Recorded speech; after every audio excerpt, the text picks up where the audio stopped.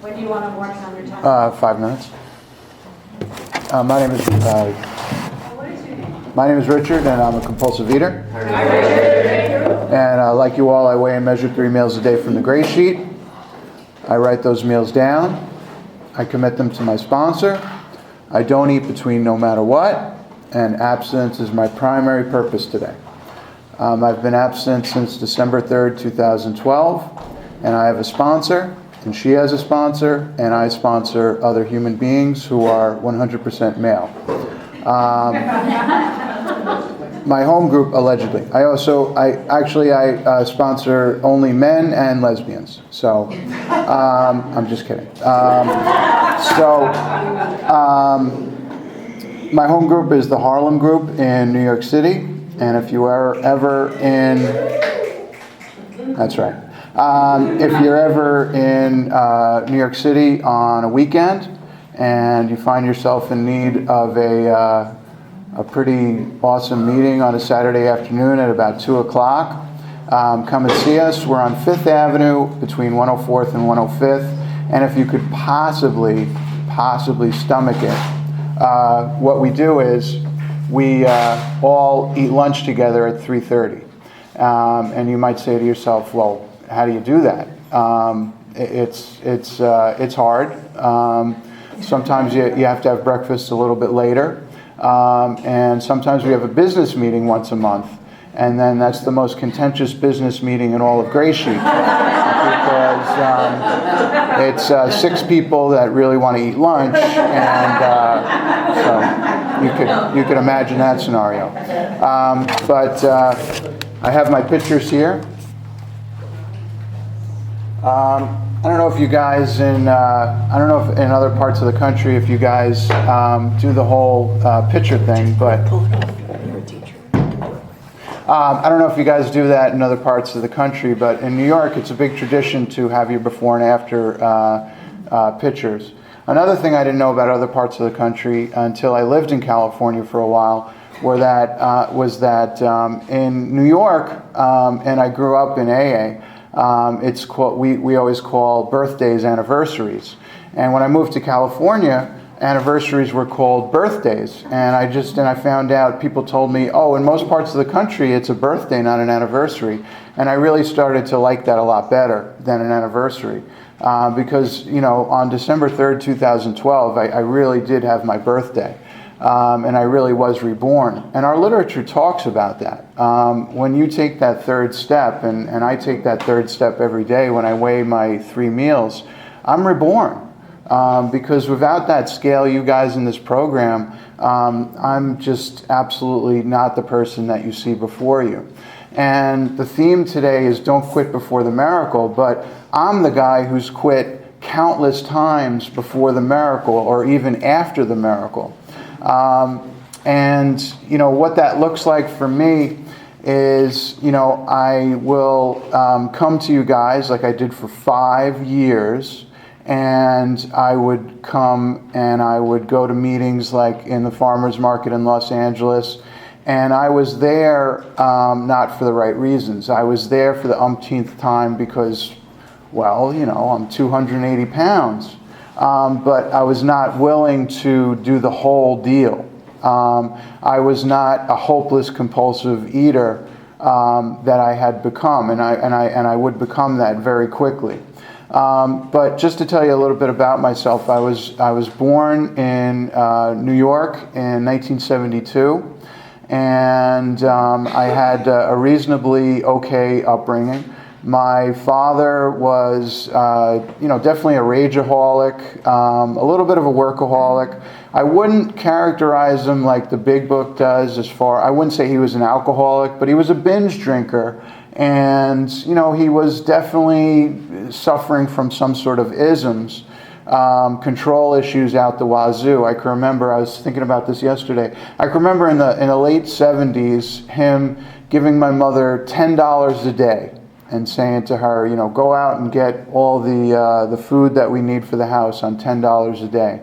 And I don't know about you guys, but when I think about $10 a day, I mean, I just think that that's like the ultimate in control. I mean, you know, how better to control your wife than to say, you know, here's $10 a day. But I've made my peace with, you know, him and who he was and who his people were, because his people were, you know, what they were. You know, I heard stories about my grandmother and my uncle Chris coming up to my grandmother and my grandfather at the bar. And my grandmother was a very glamorous woman. She worked for department stores in the 50s. And I can remember I heard a story about my uncle Chris coming up to her and saying, you know, mommy, wanting attention.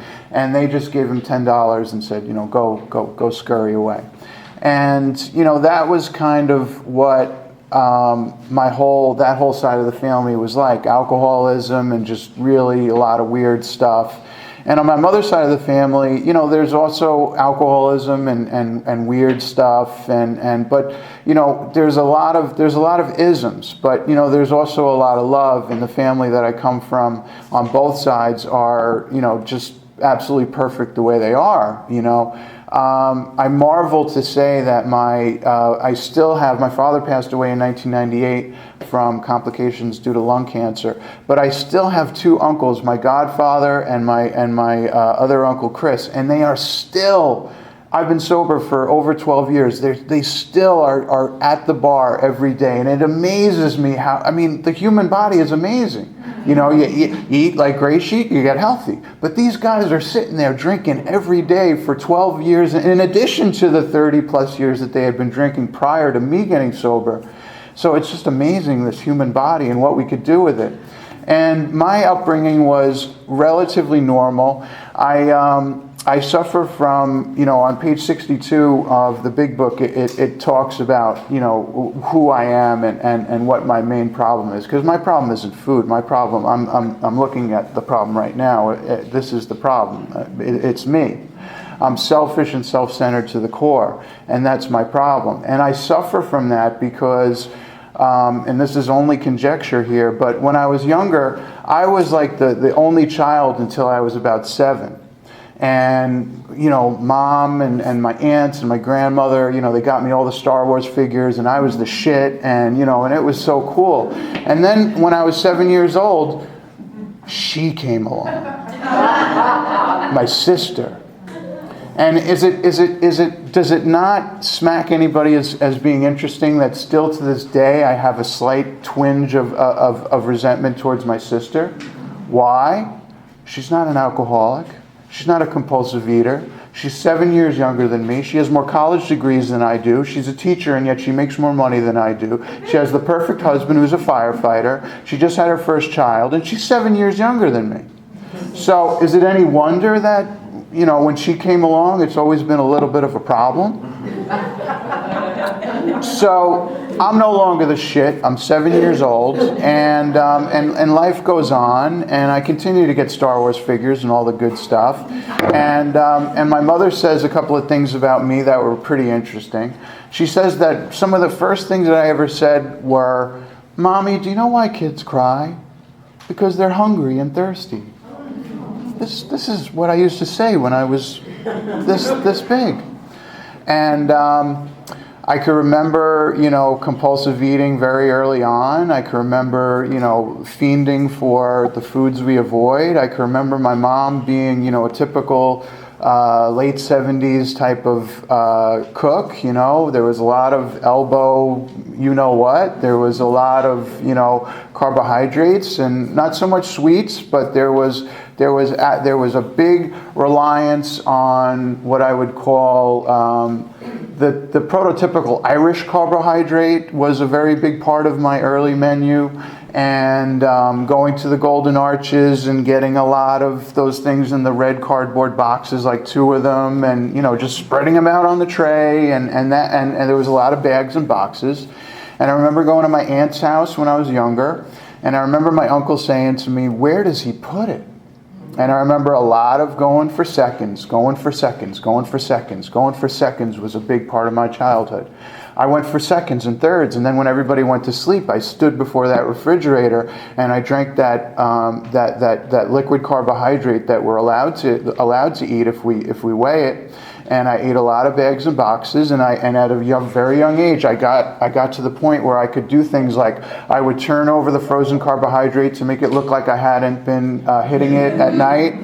I would tie the bag, to make it look like it was fluffed up a little bit more. I'm doing this at a very young age, and at a young age, my father says to me, "We're going to go to Weight Watchers." And I'm about 9 years old, and I'm like, what kind of planet is this? What are you doing? I don't understand this. And this was old-fashioned Weight Watchers. This was the scale and the cup, and you sat down for the lecture, and the lecturer was like, she would talk about the Italian carbohydrate at Pennsylvania Station, and it's so hard to avoid it, and I'm like, what the hell is this lady talking about? And then my dad came with me, and then what he did for me, and though I hated him for it, but what he did for me was he brought out 5 pounds of frozen protein from the refrigerator, and he said, look, this is what you lost. And I hated him for it. Until I didn't, until I did, that inventory, and I realized, oh man, he just loved me. And he was ashamed of me, and I'm this little space alien fat kid, and he just wanted me to be normal, so he did all this stuff, like wake me up at 6 a.m. because my grandmother's neighbor started jogging in like the early 80s. So I'm in grammar school, and he's waking me up at 6 o'clock in the morning, and I'm putting on the old-fashioned sweatsuit, and I'm putting on record albums at 6 o'clock in the morning, like the Jay Giles Band to get me pumped. And my dad leaves for work, and then I take off the sweatshirt, take off the sweatpants, and go back to bed because he left for work, but he had the best intentions. And some mornings I would go out in the freezing cold and I would pretend to, I guess this is before power walking, but I mean, it just wasn't registering. It just wasn't registering. And middle school came and I kind of evened out. It was all good. I was popular. My middle school years were really my absolute best years. And then I had these real core 3 guys. We were besties, and I would pretend like I liked sports. I've never liked sports, but I pretended like I did. And the thing that I liked about baseball was I would pick the team that had like a cool uniform. Like, oh, I like those colors. Oh, green and yellow. Never liked sports. Still to this day. I try to watch football, and I'm like, could you explain to me the downs? I don't get it, And so I'm making this transition from junior high to high school, and these 3 guys, they just kind of put the brakes on me, and they're like, no, you're not in our crew anymore. And I'm like, what? I'm part of the crew. And they're like, no, you're not with us anymore. And this sets me on a real dangerous trajectory, because it's at this point where I start to seek out deviant sorts of personalities, and I turn away from the God of my understanding, because I was hanging out with these guys and they went to church. They were just good guys, except for the fact that they dropped me to the curb.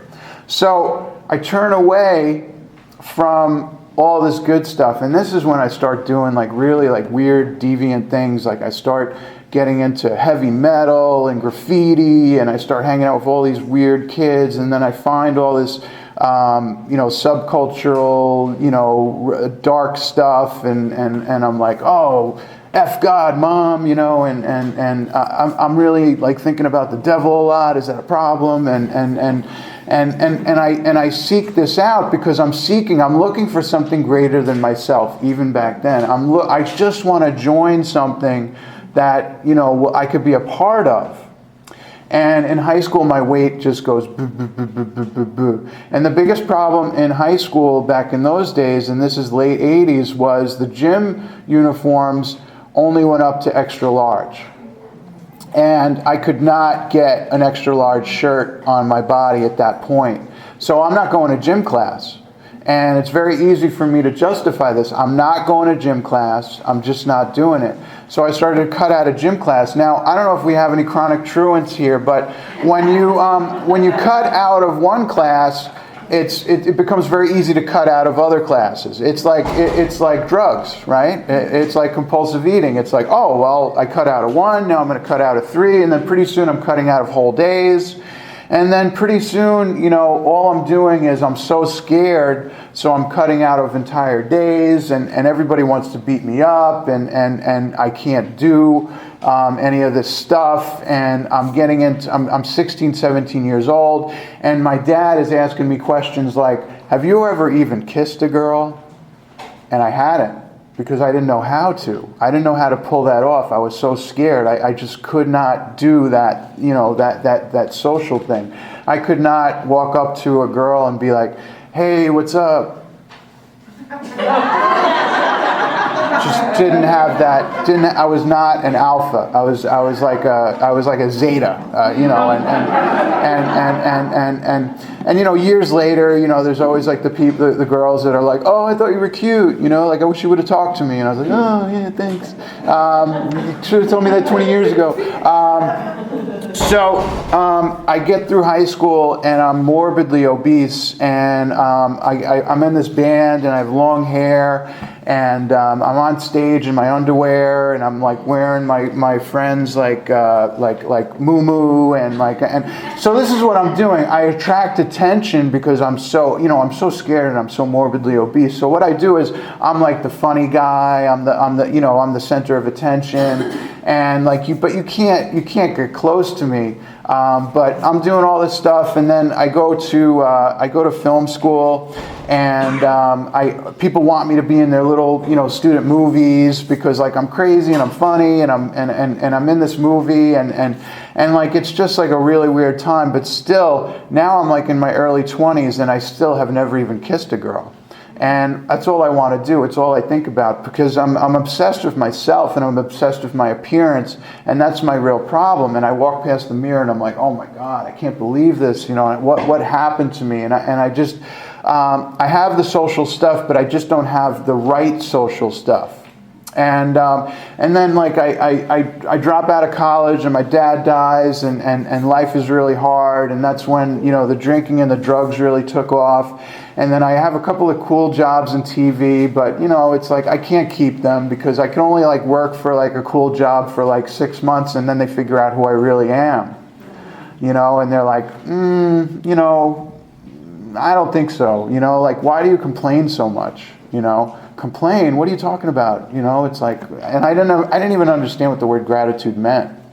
And then like life really sucks. And then I'm bartending at this bar that my uncles are drinking at. And I told you about my uncles. They wake up at 8 o'clock in the morning and they're drinking there at this bar that I'm working at.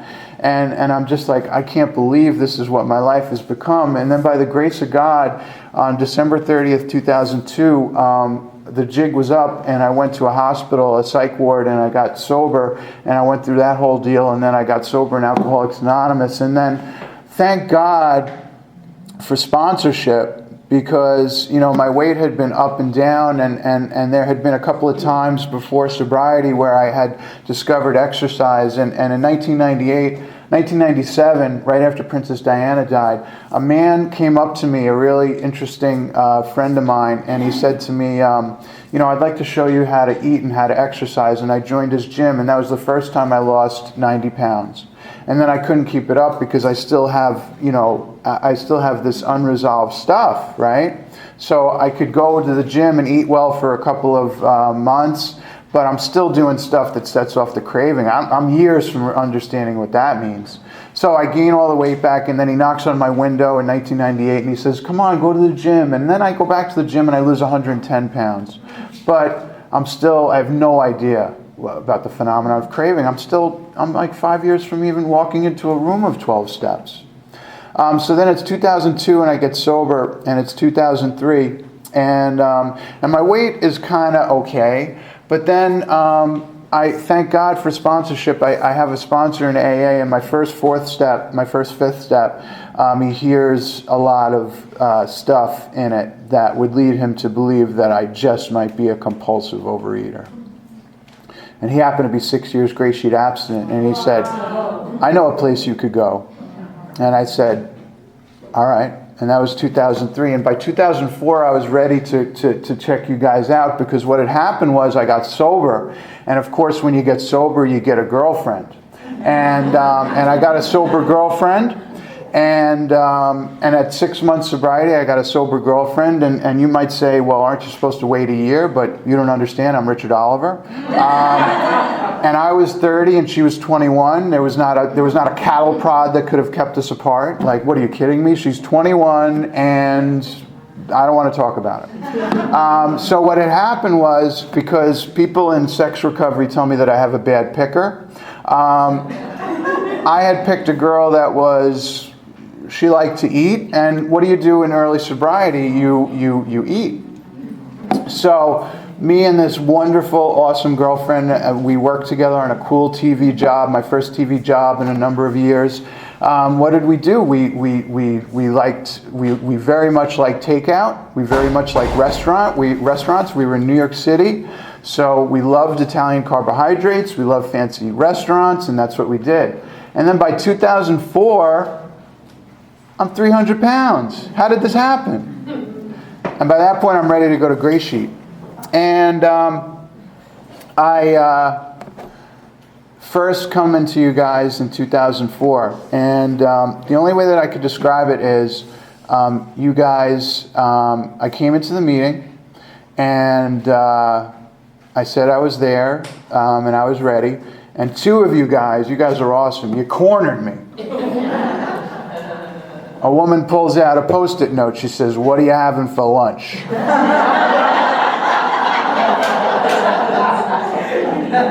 I say, wait. I was hoping maybe we could do this in a week or so. So she writes lunch and dinner on a Post-it note, and I still have that Post-it note in my big book. And then I said, I got to get a scale. And then I left the meeting and I drove off, and my intention was to get the scale, but by the time I got back into my car, I was like, I don't think so. And then I didn't come back to you guys for another year, and by that point I was close to 400. And I drive-throughs and bags and boxes and the whole thing. And then in 2005, I got abstinent in the New York City community, and it was some of the greatest moments of my life. I lost 160 pounds, and I went to a lot of meetings, and I was still with that cool early sobriety girl, and she didn't really like Gray Sheet very much. She didn't like the fact that we couldn't be spontaneous, and we were kind of leading separate lives at that point, and I wasn't really sober yet because we would ultimately break up. And a lot of people have been telling me for about 12 years I need Al-Anon, but she said to me, I'm not really attracted to you anymore because I've become your mother. And I didn't really like that very much. And I wasn't fully self-supporting yet, and that was a bummer. And that was really, I really wanted to get fully self-supporting. But I was going to school, and then in 2007 I became a teacher. And then I was still abstinent, but after about 2 years of abstinence, what had happened was, the only way I could describe it is that I started to hear a voice in the back of my head, and I was sponsoring. I was on the New York City Roundup Committee. I was practicing like a 2-step program. It was step 1 and step 12, but there's 10 in between, and so I'm starting to hear this voice after 2 years, and the voice is saying, "You could do this by yourself. And there's nothing wrong with those fruits that you avoid. Those people are crazy."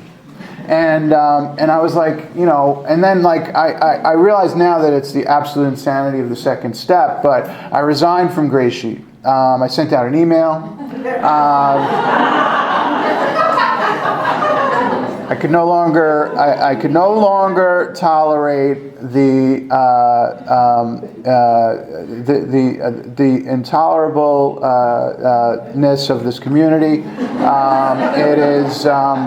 It is without question very cult-like, and I think I used the word hegemony. And somebody wrote me back, and they were like, "What does hegemony mean?" And So I left, and then I don't know if you guys have ever done Greysheet without a sponsor, but been there, done that, and so I'm like weighing and measuring 8 ounces of the yellow fruit, and then I'm having a little bit of the green fruit that some people usually very fatty green fruit, and like I'm adding that back in, and I'm doing it by myself, and then within a couple of weeks, the yellow fruit has turned into molten dessert. And I remember the first time I had a carbohydrate after being Greysheet abstinent for 2 years. Like I don't know if you guys, I don't know if there's chronic relapsers in here, but I swear when I first had that carbohydrate, I totally thought I was just going to go, poof, but it didn't happen. And I was like, see, you guys are wrong. And then I would come back because and then for 5 years I was in and out. And a lot of people say to me, like, how do you account for that? And the only thing that I could account for is that, thank God I had that foundation, because I would come back and then I would leave, and I would come back and I would leave, and every time I came back I'd be like, this time I'm back. But what it took, and I hope, and if you're a chronic relapser, I hope this doesn't have to come true for you, but what had to happen to me was I had to gain back all my weight. All my weight. I'm back up to 350 pounds. I'm back up to a size 48 waist. My biggest waist was a size 50. My biggest shirt was a 5X. I was a 4X and a size 48 waist. And that's pretty damn big. So I had lived in Los Angeles for a while, and it was just the greatest thing for me because I had just gone totally berserk with the food, and I had a chance to move back to New York, and when I lived in Los Angeles, I was like, I don't understand how, like, in my mind I have this idea about Los Angeles as being like this skinny, super duper happy place, and there is sick fast food on every single corner in Los Angeles. What is wrong with you people? You're projecting a false image. This is ridiculous. How can you be so skinny? There is sick fast food on every corner. And it's not like name brand fast food, so I'm like, ooh. So I moved back to New York, and on December 3rd, 2012, I ran into my old sponsor and at an AA meeting, and she hugged me, and I committed my food to her. And I'm telling you, and I've said this a million times before, and I absolutely mean it, I never ever thought that this was going to be the time that I got abstinent. But what happened this time, and this is not quitting before the miracle, I really had a first step. Because every other time, when I look back, I realized that I was doing this as a diet. But I really had a first step. I was a compulsive eater of the hopeless variety. I can't tell you what Los Angeles look like with the food trucks and the convenience stores and going down Santa Monica Boulevard and going up La Cienega Boulevard and just the insanity and just I can't tell you what that was like. But I had a first step. And I had never had a first step in Greysheet before. Every other time it was like, oh, here's a cool diet club with shades on the wall. Okay. So I definitely was very happy when I surpassed my prior abstinence record of 2 years. I was very mindful of that because, I said, oh, I freaked out at 2 years. I got to be really careful. So, somebody was talking about it last night. If you were to follow me around, you would say, that is a guy that puts his abstinence first. And I don't say that to sound like a douche. I say that as an actual fact. If you were to follow me around, you'd be like, yeah, that guy's a Greysheeter, man. He does this whole deal. And that is what I have done since I came back, and that is the most important thing. And that's why a friend of mine in New Mexico says that abstinence is her primary purpose. And I heard that and I said, that is so cool, because abstinence is my primary purpose. My primary purpose is to stay abstinent and to look for guys that were just as desperate as I was. And working with others is probably the most important thing in my life. And in June 2 years ago now, in June or July, a man from Canada called me because I spoke on I think it was a July 4th marathon, and he was just like me. He was 400 pounds, and I started working with him. And last October at the New York City Roundup, I got to meet him for the first time. Isn't that weird? We talk to these people every single day. Like, how cool is Gray Sheet sponsorship? You talk to somebody every single day. And I talked to this guy every day, and now he was 200 pounds. And I got to meet him for the first time at the New York City Roundup, and that's my primary purpose, to have experiences like that, because, like, how do you stay here after you're skinny? For me, I gotta work with others, and I gotta remind myself that this is my primary purpose, and this isn't just a diet club. This is a way of life. This is the most important thing that I've ever done. And I'm grateful to Greysheeters Anonymous for my life, and I thank you for allowing me to share.